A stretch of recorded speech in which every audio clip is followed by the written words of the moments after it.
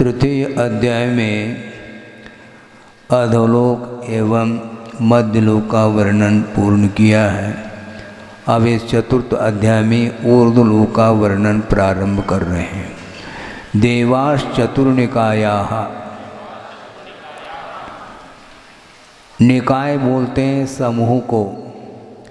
ये देव 4 समूहों में विभाजित हैं। आभ्यंतर कारण के रूप में देवती नाम कर्म का जब उदय होता है तो फलस्वरूप बाह्य विभूति विशेषों के साथ द्वीप समुद्र आदि जो प्रदेश हैं उनमें अपनी इच्छा के अनुरूप जो क्रीड़ा करते हैं उनका नाम देव है, ऐसा कहा है। और वे 4 निकाय वाले हैं। निकाय का अर्थ क्या कहा? समूह। ये सारे सारे देव 4 समूहों में बटे हुए हैं, विभाजित हैं। भवनवासी, व्यंतर, ज्योतिष्क और वैमानिक की अपेक्षा से इनके 4 समूह बन जाते हैं, इसलिए निकाय का अर्थ समूह होता है। यहाँ पर निकाय शब्द समूह के अर्थ में आया है, इसलिए शंका करने शंका उठाई है टीका में कि समूह के अर्थ में एक वचन का प्रयोग होता है। जैसे सेना कहा तो सेना का अर्थ एक वचन में प्रयोग में आता है, चतुरंग सेना। इसी प्रकार वन कहा तो एक वचन का प्रयोग होता है। उसी प्रकार निकाय यह शब्द जब समूहवाची है तो एक वचन का प्रयोग करना चाहिए। यहाँ पर बहुवचन का क्यों प्रयोग किया, यह शंकाकार की शंका थी। उसका समाधान पूज्यपाद स्वामी ने ये दिया है, ये 4 निकाय वाले जो देव हैं इनके और अवान्तर भेदों के अपेक्षा से बहुत सारे भेद उपलब्ध होते हैं। उनको दृष्टि में रखते हुए और इनमें स्थिति, प्रभाव, सुख, द्युति, लेशा इत्यादि की अपेक्षा से भी इनमें भेद भिन्नता पाई जाती है। इन सब को दृष्टि में रखते हुए निकाय शब्द को बहुवचनांत पद में प्रयोग किया है। आदितस्त्रिचु पीतांत लेशाः, आदि के जो 3 निकाय वाले देव हैं इन्हें वैमानिक को छोड़ करके भवनवासी, व्यंतर और ज्योतिष्क, इनमें रहने वाले जो देव हैं उनकी लेशा कौन सी रहती है? लेशा का वर्णन किया जा रहा है, पीतांत लेशा है। पीत है अंत में लेशा जिनकी, अर्थात कृष्ण, नील, कापोत और पीत, ये 4 लेशाएँ कहाँ पर पाई जाती हैं? भवनत्रक में पाई जाती हैं। प्रश्न ये है, हालांकि देवगति में शुभ लेशाएँ होती हैं तो कृष्ण, नील और कापोत लेशा का उल्लेख क्यों किया गया, यह प्रश्न उठता है। इसका भी समाधान टीकाकार ने किया है। वह ये है कि कर्म भूमि में रहने वाले मिथ्यादृष्टि तिर्यंच और मनुष्य हैं, वे यदि कृष्ण, नील और कापोत लेशा के मध्यम अंश के साथ मरण को प्राप्त करके यदि भवनत्रक में पैदा होते हैं तो उस समय अपर्याप्त अवस्था में तीनों अशुभ लेशाएँ पाई जाती हैं। एक बात तो ये हो गई। और जो भोग भूमि के जो तिर्यंच और मनुष्य मिथ्यादृष्टि हैं वे पीत लेशा के मध्यम अंश के साथ मरण को प्राप्त करके भवनत्रक में पैदा होते हैं। इस अपेक्षा से अपर्याप्त अवस्था में पीत लेशा पाई जाती हैं। इस प्रकार कृष्ण, नील, कापोत और पीत, ये 4 लेशाएँ अपर्याप्त अवस्था के अपेक्षा से घटित करना चाहिए और पर्याप्त अवस्था में मात्र पीत लेशा ही होती है, ऐसा इसका आशय है सूत्र का। ये सारा विषय जब तक आप टीका नहीं लगाएंगे तब तक यह विषय समझ में नहीं आता, क्योंकि सूत्र तो सूत्र माने जाते हैं। उसमें जो कुछ भी विषय गर्भित है अंतर्भूत है, उसको टीका के माध्यम से ही उसका स्पष्टीकरण होता है। दशाष्ट पंच द्वादश विकल्पाः कल्पोपपन्न पर्यंताः। अब ये जो चार निकाय के देव हैं, इनके भेद बता रहे हैं, इनके प्रकारों की अपेक्षा से वर्णन किया जा रहा है। कल्पोपपन्न पर्यंत, कल्पोपपन्न का अर्थ क्या है, इसको साथ साथ हम समझ लेते हैं कि जहाँ पर इंद्रादिकों का भेद पाया जाए उसका नाम कल्प बोलते हैं, और वहाँ तक जो है इनके भेद पाए जा रहे हैं। भवनवासी के 10 भेद, व्यंतरों के 8, ज्योतिषकों के 5 और वैमानिक के कल्पोपपन्न पर्यंत 12 भेद हैं। इंद्रों के अपेक्षा से भेदों का वर्णन किया है, ये इसका अर्थ है। अब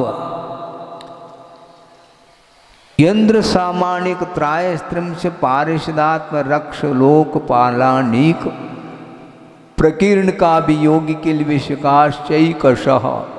तीसरे सूत्र में थोड़ा सा विषय और है बताने योग्य, वह ये है कि 12 भेद जो किए हैं कल्पोपन्न संबंधी वैमानिक देवों की अपेक्षा, वो स्वर्ग तो 16 हैं, किंतु आदि के 4 स्वर्गों में प्रत्येक में एक एक इंद्र हैं, और अंत के 4 स्वर्गों में प्रत्येक में एक एक इंद्र हैं। इस प्रकार 8 इंद्रिय हो गए, किंतु बीच के जो 8 स्वर्ग हैं उनमें 2-2 में एक एक, 2-2 में एक एक, ऐसे होकर के 4 इंद्रों की व्यवस्था बनती है।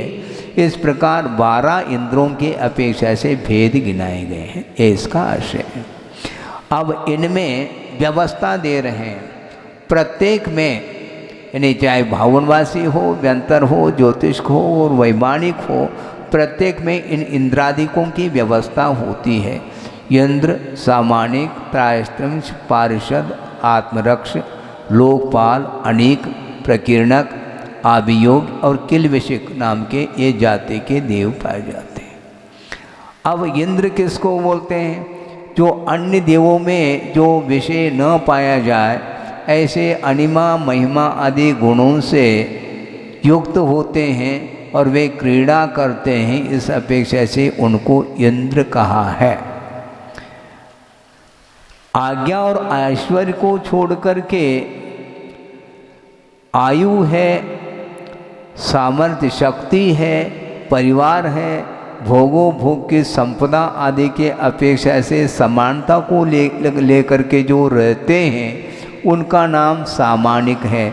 मात्र आज्ञा और ऐश्वर्य रूप वैभव से रहित होकर के अन्य वैभव के अपेक्षा से जो समानता रखते हैं इंद्र के साथ, उनको समान बोलते हैं, समान संबंधी सामानिक माना जाता है। इसके बाद पिता, गुरु और उपाध्याय के समान जो बड़े होते हैं वे, उनको सामानिक बोलते हैं, और मंत्री पुरोहित के स्थान पर जो होते हैं उनको त्रायस्त्रिंश बोलते हैं। त्रायस्त्रिंश यह संज्ञा जो मिली है, संख्या के अपेक्षा से मिली है, यानी ये 33 ही होते हैं जो मंत्री और पुरोहित के स्थान पर काम करने वाले होते हैं, इनको त्रायस्त्रिंश बोलते हैं। त्रयस्त्रिंश से संबंधी यह त्रायस्त्रिंश शब्द की व्युत्पत्ति होती है। और परिषद में रहने वाले पारिषद देव माने जाते, उनको पारिषद की संज्ञा है। जो आत्मरक्ष अर्थात अंगरक्षक के समान देव होते हैं उनको आत्मरक्षक की संज्ञा दी है। और लोकपाल उनको बोलते हैं, लोकम पालयन्ति इति लोकपालाः, जो पालन करने वाले होते हैं उनको लोकपाल की संज्ञा है। और अनेक किसको? पदाति आदीनि सप्त अनेकानि दंड स्थानीयानि, ये अनेक माने जाते हैं। सेना के स्थान पर ये काम करते हैं, मिलिट्री के समान। ये पदाति आदि 7 प्रकार के अनेक होते हैं, ये दंड व्यवस्था को संभाले हुए होते हैं। प्रकीर्ण का पौरजन जानपद कल्पा, जिस प्रकार नगर आदि में सामान्य जनता रहती है, उसी प्रकार जो देव होते हैं उनको प्रकीर्णक बोलते हैं। आभियोग का अर्थ जो दास के समान होते हैं, वाहन आदि चलाने रूप कार्य में संलग्न रहते हैं, प्रवर्तमान होते हैं, वे आभियोग जाति के देव माने जाते हैं। यहाँ पर जो विशेष पुण्य का अर्जन नहीं करते हैं, उनके लिए इस प्रकार की फैकल्टी देवों में मिलती है। अंतेवासी स्थानीय किल्बिषिका, किल्बिष को उसको बोलते हैं, किल्बिष का अर्थ पाप है। विशेष पाप के अर्जन के माध्यम से जो उन्हें ये पर्याय मिली, देव पर्याय तो उन्हें मिली है, किंतु निकृष्ट जाति के वे देव माने जाते हैं। इंद्र के सभा में इनका प्रवेश संभव नहीं, बाहर बैठे रहो। राजा है और जहाँ पर राजा बैठता है वहाँ पर कर्मचारी बैठ सकता है क्या? प्रवेश हो सकता है, नो एंट्री, बाहर रहो। उसी प्रकार इंद्र की सभा में कोई एंट्री प्रवेश नहीं है, जिनके लिए वे किल्बिषिक जाति के देव माने जाते हैं। यहाँ पर देवाय का बंद तो करते हैं, किंतु हल्के किस्म का पुण्य होने के कारण इस प्रकार की प्रजाति उनको मिलती है। त्रायस्त्रिंश लोकपाल वर्जा व्यंतर ज्योतिष कहा, किंतु ये जो इंद्रादिक 10 वेद किए हैं, इनमें से त्रायस्त्रिंश और लोकपाल को छोड़ करके व्यंतर और ज्योतिषकों के विमानों में वे सारे कल्प पाए जाते हैं, जाति पाई जाती। इंद्रादिक होंगे वहाँ पर भी, किंतु त्रायस्त्रिंश और लोकपाल नाम के देव वहाँ पर नहीं पाए जाते, बाकी सब ठीक है। पूर्वयोर द्विंद्रा, भवनवासी और व्यंतर संबंधी जो देव हैं उनमें 2-2 इंद्र हैं, ऐसे सूत्रकार का कहना है। किंतु अन्य आगम ग्रंथों में 20 इंद्र और 20 प्रतिइंद्रों की भी व्यवस्था है। 2-2 इंद्र हैं तो भवनवासी के 10 भेद किए हैं, तो 10 दूनी 20 हो जाएंगे इंद्रों की संख्या। किंतु प्रतिइंद्रों की भी संख्या का उल्लेख मिलता है। भवनालय 40, व्यंतर देवान होंति 32, कप्पामर 24, चंदो सूरो नरो तिरियो, इस प्रकार 100 इंद्रों की व्यवस्था अन्य आगम ग्रंथों में मिलती है, वहाँ से आप जान सकते हैं। इस प्रकार ये व्यवस्था होगी इंद्रादिकों की अपेक्षा। अब यहाँ पर वासना आदि के अपेक्षा से थोड़ा सा विषय 2-3 सूत्रों के माध्यम से दिया जा रहा है। देव गति में रहने वाले जो देव और देवांगनाएं हैं, उनका परस्पर में जो इंद्रियजन्य सुख है, उस सुख की अपेक्षा से यहाँ पर वर्णन किया जा रहा है। काय प्रविचारा आ ऐशानाथ, आ ऐशान अर्थात ऐशान स्वर्ग तक के देव कहाँ से लेंगे? भवनत्रिक और प्लस सौधर्म ऐशान। यहाँ तक के जो देव हैं वे अपने अपने जिनके साथ नियोग हैं, ऐसे देवांगनाओं के साथ वासना की पूर्ति करते हैं। वे कैसे? शरीर के साथ संबंध रख करके, जिस प्रकार मनुष्य गति में व्यवस्था है, उसी प्रकार ऐशान स्वर्ग तक के देव अपने देवांगनाओं के साथ संबंध रख करके शारीरिक वासना के माध्यम से पूर्ति करते हैं, शारीरिक जो क्रियाएं होती हैं उनके अपेक्षा से। किंतु ऊपर के जो देव हैं, स्वर्गीय देव, उनमें इस प्रकार की व्यवस्था नहीं है, क्योंकि आगे आगे के देवों में संक्लेश का अभाव होने के कारण वहाँ पर विषयजन जो सुख है वह कम होता चला जाता, आकुलता कम होती चली जाती है। और जहाँ पर आकुलता की अधिकता है तो उस आकुलता को शांत करने के अपेक्षा से शरीर के साथ चेष्टा करके उसकी पूर्ति करते हैं। शेषाः स्पर्श रूप शब्द मन प्रविचाराः,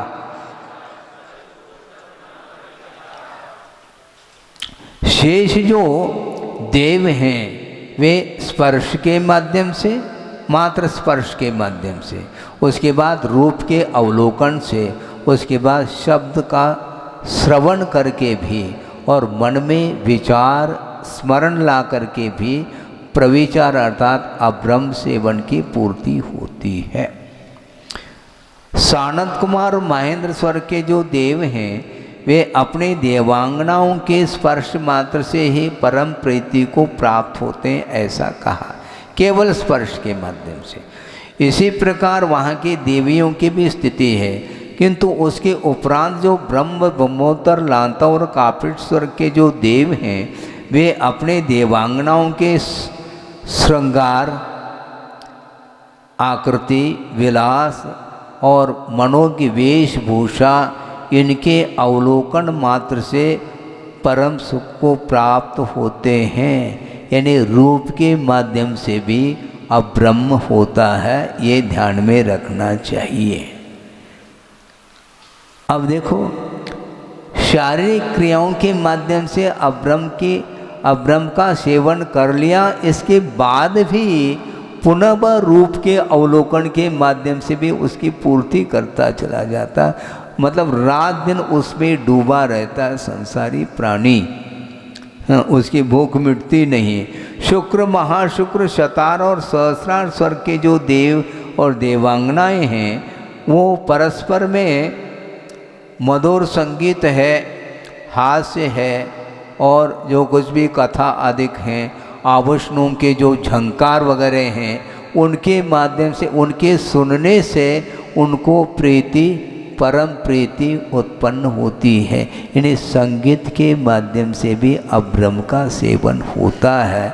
हम संक्षेप में ये कहना चाहते हैं, प्रसंग आया है इसलिए, कभी भी धार्मिक सभा में जो कुछ भी भजन आदिक बोलें, स्तुति आदिक करें, तो उसके साथ जो आलम्बन लिया जाएगा जो गीत और संगीत का, तो उसमें राग का वर्धन नहीं होना चाहिए।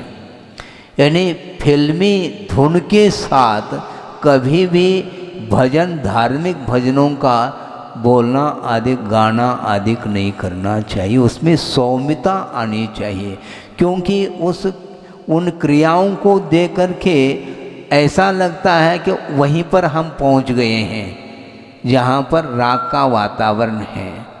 शादी विवाह आदि में जो कुछ भी गीत संगीत आदि बजते हैं, तो उस प्रकार के धुन में, तरज के साथ, उस लय के साथ नहीं होना चाहिए। ये हमारा संकेत है, हमारा अर्थात आगम का संकेत, कि उसके माध्यम से अब्रह्म की पूर्ति नहीं होनी चाहिए, क्योंकि धार्मिक क्रियाएं हो रही इस अपेक्षा से। आनत प्राणत आरण और अच्युत कल्प के जो देव हैं वे अपने देवांगनाओं का स्मरण मात्र करके ही उस सुख को प्राप्त होते हैं। न स्पर्श कर रहे हैं, न आपस में कोई शारीरिक चेष्टाएं हो रही हैं, न रूप का अवलोकन हो रहा है, न गीत संगीत आदि का श्रवण हो रहा है, किंतु मन के माध्यम से अपने अपने जिनके साथ नियोग है उन देवांगनाओं का स्मरण करके और देवियाँ अपने देवों का स्मरण करके उसको पूर्ण कर लेते, मतलब उसके माध्यम से भी सुख की प्राप्ति होती है। इंद्रिय सुख, विषय सुख जिसको बोलते हैं, मतलब बैठे बैठे बैठे मन में वह भाव आ गया तो अब ब्रह्म हो गया, ये कहने का तात्पर्य है। बहुत कठिन होता है ये मन संबंधी प्रविचार से बचना, इसलिए इंद्रिय संबंधी प्रविचार से जो बचाव हुआ है वही कालांतर में साधना के माध्यम से मन संबंधी भी अब्रह्म सेवन से वह बच सकता है और बचना चाहिए। इस प्रकार ये विषय हुआ। परे प्रविचाराः। अब 16 स्वर के उपरांत जो 9 ग्रैविक 9 अनुदेश 5 अनुत्तर विमानों में रहने वाले जो अहमिंद्र हैं वे प्रविचार से रहित है। सूत्र में परे प्रविचारा का, किंतु वहाँ पर खंडाकार दिया है, यस दिया है, उसका अर्थ आकार विद्यमान है, अर्थात प्रविचार से रहित अर्थात अप्रविचारा, यह अर्थ निकलता है। तो नवग्रैविक से लेकर के अनुत्तर विमान तक रहने वाले जो देव हैं वे मन संबंधी भी प्रविचार से रहित हैं। तो मन संबंधी प्रविचार क्यों नहीं होता महाराज? वहाँ पर देवांगनाओं का अभाव हो चुका है। 16 स्वर्ग तक जहाँ तक देवांगनाएं हैं वहीं तक यह संबंध जुड़ा रहता है, उसके बाद इसका संबंध समाप्त हो जाता है। इसके बावजूद भी वे असंयमी हैं ये कहा जा रहा है। क्यों? संकल्प नहीं है त्याग का, वहाँ पर वह कार्य नहीं हो रहा है, संज्ञाएं वहाँ पर जागृत नहीं हैं। इसके उपरांत भी वेद का उदय होने के उपरांत भी 9 कर्म का अभाव होने के कारण तत्संबंधी उनके उपयोग में अथवा मन में भाव उत्पन्न नहीं होते हैं, ऐसा इसका तात्पर्य है। किंतु वहाँ से जब उतरेंगे तो यहाँ पर सब व्यवस्था उनको मिलती है, इसलिए पुनः यहाँ पर प्रविचार प्रारंभ हो जाता है। भवनवासिनो सुरनाग विद्युत सुपर्णाग्नि वातस्तनितो दधिद्वीप दिक्कुमाराः। भवनवासियों के जो 10 भेद बता करके आए हैं पूर्व सूत्र में, उनका नामोल्लेख इस सूत्र में किया जा रहा है। जो भवनवासी हैं, भवनों में जिनका निवास होता है उसका नाम भवनवासी है। वे उनके 10 भेद हैं। कौन? असुर कुमार, नाग कुमार, विद्युत कुमार, सुपर्ण कुमार, अग्नि कुमार, वात कुमार, स्तनित कुमार और उदधि कुमार, द्वीप कुमार और दिक् कुमार। ये कुमार शब्द जुड़ा हुआ है। ये कुमार क्यों जोड़ते हैं? टीकाकार ने स्पष्ट किया है, जिस प्रकार बाल बच्चों में विशेष रूप से क्रीड़ा आदि होती हैं, उनकी जो प्रवृत्ति हैं उसी प्रकार की प्रवृत्ति इनमें पाई जाती हैं। इस अपेक्षा से इनकी वेशभूषा आदि के अपेक्षा से कुमार के समान ये पाए जाते हैं, इसलिए इनको कुमार कहा। जो प्रौढ़ होते हैं वे प्राय करके चित्र विचित्र प्रकार के आभूषण नहीं पहनते हैं, बिल्कुल सीधा सिंपल। भले ही वो कलर्ड भी क्यों ना हो, कोई एक कलर होता है उसमें चित्र विचित्रता नहीं रहती, किंतु बच्चों के लिए वो चित्र विचित्र ही पसंद आता है, उसी को बोलते हैं कुमार, ऐसा बोला गया है। अलग अलग रुचि है अपनी अपनी विषयों की अपेक्षा।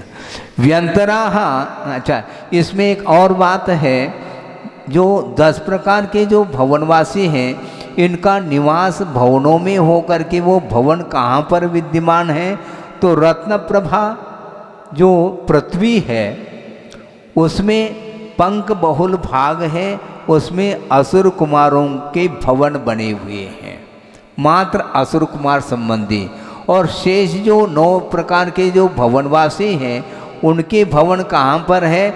खर पृथ्वी भाग में ऊपर और नीचे 1,000 योजन छोड़ करके शेष जो स्थान हैं उनमें 9 प्रकार के जो भवनवासी देव हैं उनके भवन बने हुए हैं, ऐसा यहाँ पर उल्लेख किया गया। व्यंतराः किन्नर किंपुरुष महोरग गंधर्व यक्ष राक्षस भूत पिशाचाः। ये व्यंतर 8 प्रकार के हैं। किन्नर है, किंपुरुष है, महोरग है, गंधर्व है, यक्ष है, राक्षस है, भूत और पिशाच। ये 8 हो गए व्यंतरों के। इनको व्यंतर क्यों कहा? विविध देशांतराणि येषां निवासाः। अनेक प्रकार के देशांतरों में जिनके निवास स्थान हैं, इस अपेक्षा से इनको व्यंतर या संज्ञा है। यत्र तत्र विचरन्ति, जहाँ कहीं भी वो विचरण करते हैं यहाँ पर भी बैठे रह सकते हैं, ध्यान रखो। हाँ, जिस प्रकार आप सुन रहे हैं वो भी सुन सकते हैं। उनके स्थान बहुत यत्र तत्र बने हुए हैं। वे ये 8 प्रकार के हो गए। अब देखो इसमें यक्ष भी आया है? व्यंतर की फैकल्टी है। अब इसमें धर्मेंद्र और पद्मावती यक्ष और यक्षिणी के अंतर्गत आते हैं। ये आप लोगों को ध्यान में रखना चाहिए। भवनत्रिक में जो व्यंतर जाति के देव होते हैं उनमें इनकी प्रजाति है। ये वैमानिक देव नहीं माने जाते हैं, भवनवासी भी नहीं है, ये व्यंतरवासी है। हाँ, आ सकते हैं। ये इसमें यक्ष और यक्षिणी को लेकर के चर्चा कर रहे हैं।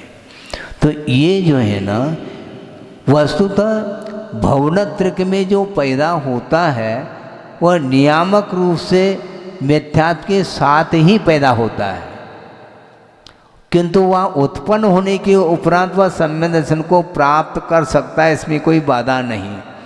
अर्थात भवनत्रिक में रहने वाले जो देव हैं वे सारे के सारे मिथ्या दृष्टि ही हैं ऐसा नहीं, और सारे के सारे सम्यक दृष्टि ही ऐसा भी नहीं।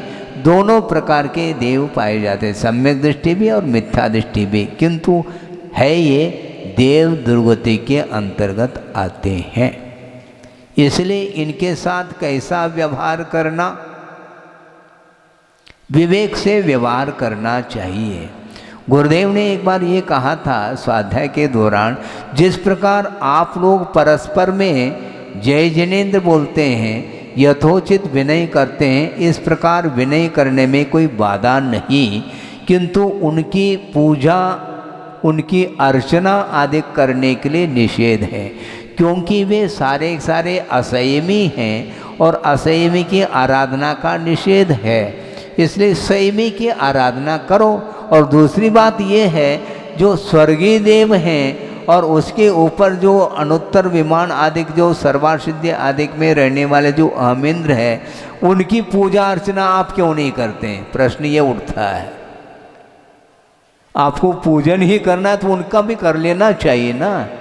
आप इनकी पूजा क्यों करते हैं? आप मान लो किसी ने उपसर्ग को दूर कर लिया है, ये उनका कर्तव्य है, करना चाहिए उपसर्ग को दूर, किंतु इसका अर्थ ये नहीं कि वह देवादिदेव के स्थान पर आ जाएं।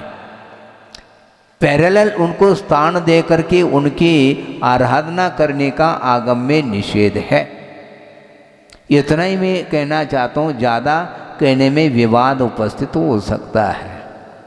हमें विवाद से बचना है, किंतु आगम में जो उल्लेख किया है, जो विषय आया है, उसको जैसा स्वरूप कहा है जिसका, उसको उसी रूप में स्वीकार कर लेना चाहिए। किसी ने कहा कि महाराज आप मानते हैं क्या नहीं धर्मेंद्र और पद्मावती को? हाँ, हम क्यों नहीं मानते?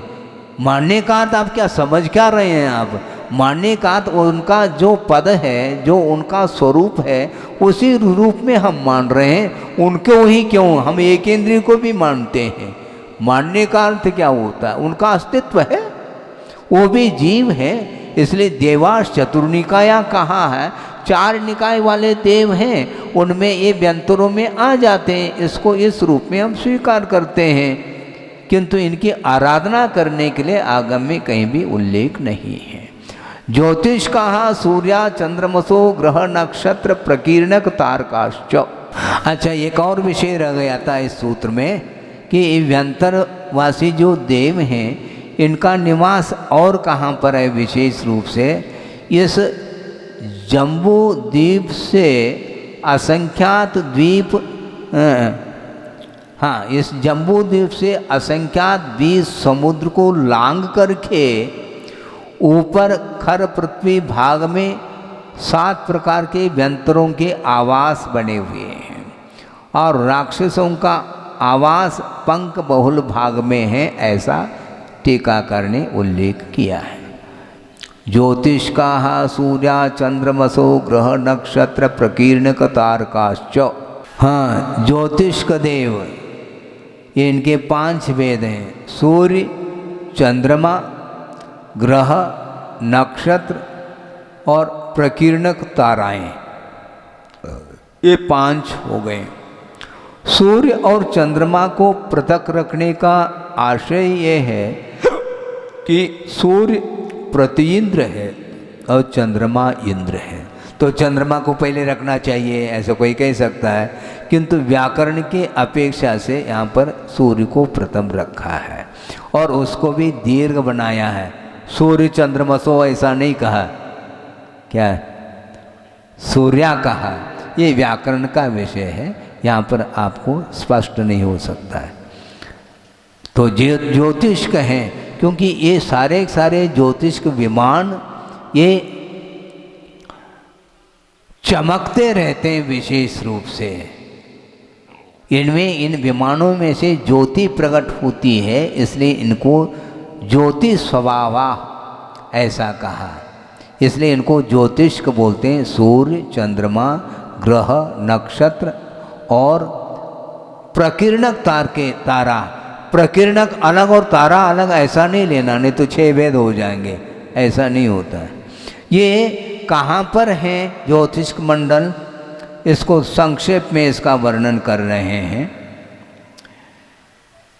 इस समान भूमि तल से 790 योजन ऊपर चले जाएं, इस भूमि तल धरती से 790 योजन जाने के उपरांत ताराओं का नंबर आता है, उनका विचरण है वहाँ पर, जो इस ज्योतिष्कों के अधोभाग में स्थित हैं।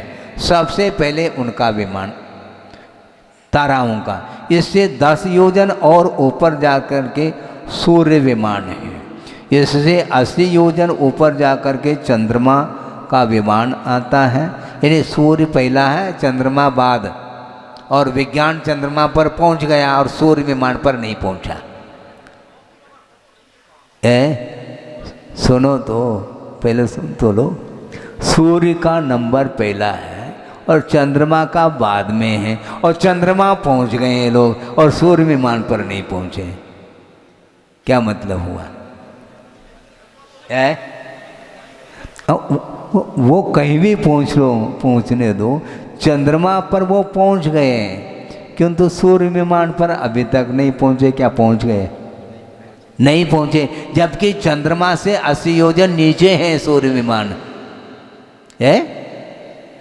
हाँ, तैयारी हो तो ठीक है, बाद में, नहीं है तो अगले भाव में। हाँ। और क्या, इससे 4 योजन ऊपर जाकर के नक्षत्र हैं, इससे 4 योजन ऊपर जाकर के बुध विमान है, इससे 3 योजन ऊपर जाकर के शुक्र, इससे 3 योजन ऊपर जाकर के बृहस्पति, और इससे 3 योजन ऊपर जाकर के मंगल, और इससे 3 योजन ऊपर जाकर के शनिश्चर। इस प्रकार है, उस विमान में रहने वाले वो देव ही माने जाते हैं महाराज। ये कॉमन नाउन है, सीधी सीधी बात है। जैसे भवनवासी कहा, 10 प्रकार के जो भवनवासी देव हैं उनको भवनवासी ही संज्ञा है, ये सामान्य संज्ञा है। विशेष संज्ञा के लिए उन्होंने असुर कुमार आदि आदि बोल दिया। उसी प्रकार ये ज्योतिष्क, ये देव माने जाते हैं। तो ज्योतिष की यह सामान्य संज्ञा है, और उसमें सूर्य, चंद्रमा और ग्रह, नक्षत्र और तारे, ये विशेष संज्ञाएं मानी जाती हैं। इसमें भी और पर्टिकुलर नाम हो सकते हैं, और प्रजाति की अपेक्षा से, अवान्तर भेदों की अपेक्षा से, ये इसका तात्पर्य है। मेरु प्रदक्षिणा नित्य गतयोर निलोके। हाँ, ये क्या करते हैं? नृलोके, मनुष्य लोक में नित्य गतया, हमेशा ये गमन करते रहते हैं, प्रदक्षिणा देते हैं, मेरु की प्रदक्षिणा। इनका जो कर्म का उदय है वह इसी रूप से फलता है। जीवन के आदि से लेकर के अंत तक ड्राइविंग करना, अपने विमानों को चलाना ये इनका कार्य है। नित्य गतया वो रुकते नहीं, अपने अपने विमान को चलाते रहते हैं। तत्कृतः काल विभागः, इन ज्योतिष मंडलों के द्वारा ही काल का विभाग किया गया है, ऐसा इसका अर्थ है। यानी व्यवहार काल का जो भेद है वह इन्हीं ज्योतिष मंडल के माध्यम से ही व्यवहार काल का विभाग हो जाता है। जहाँ पर ज्योतिष मंडल गतिशील नहीं है वहाँ पर काल का विभाग संभव नहीं, क्योंकि रात और दिन का जो भेद होता है इन ज्योतिष मंडलों के गमन के माध्यम से ही होता है। गगन मणि गमनायतः दिवा रात्रो, ऐसा गुरुदेव के मुख से हमने सुना है। आपने सुना है? नहीं सुना होगा क्योंकि आप बाद में आ गए ना। उन्होंने ये कहा था गगन मणि गमनायत। गगन मणि का अर्थ ज्योतिष मंडल, गगन अर्थात आकाश, आकाश में मणि के समान चमकते रहते हैं वो सूर्य चंद्रमा आदि, उनके ऊपर ही दिवस और रात्रि निर्धारित है, ऐसा कहने का भाव है। तत्कृतः काल विभाग हो गए। बहिरव स्थिताः, यानी 2.5 द्वीप के बाद जितने भी ज्योतिष मंडल हैं वे अवस्थित हैं, उनमें गति नहीं, वे गमन नहीं करते हैं, ऐसा इसका आशय है।